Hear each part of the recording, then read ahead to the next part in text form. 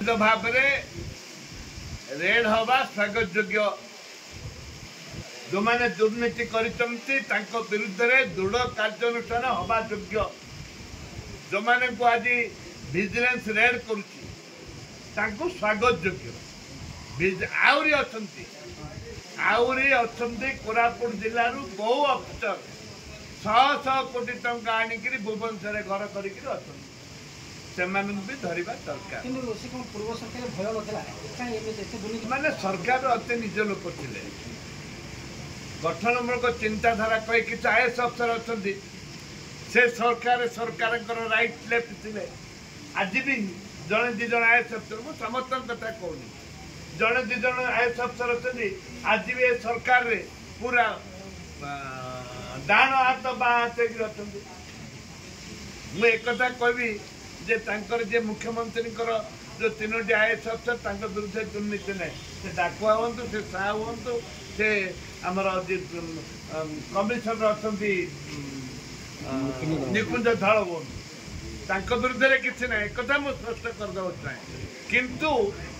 अन्य केतक मंत्री पाखे जो आईएएस अफसर अति निजर अच्छा से दुर्नीतिर नंबर 1 दुर्नीतिर गंताघर होती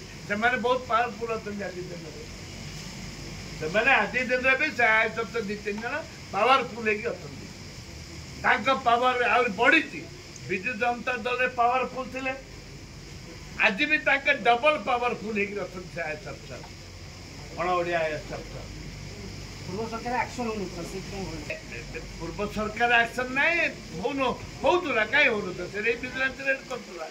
आज विजिलेंस रेड कर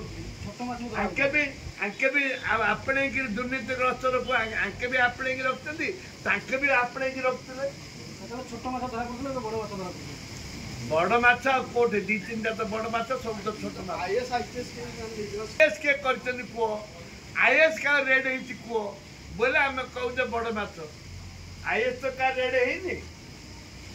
आईपीएस तो क्या रेड है बड़ माछ किए आईएएस आईपीएस आईएफएस आईआरएस एगुड़ा सब बड़ बड़ माछ तो रेड है जे जेलू एसी पैसा पैसा पता पाखे खाई खाई खाई आसला डो हो गला से बड़ कथा नहीं कथा हूँ आईएएस अफसर तो 100 कोटी टका नहीं गुप्ता केबुल पाखे से 100 कोटी टका मारिक पड़ेगा जड़े आईएएस अफसर से 250 कोटी टका धरवा दरकार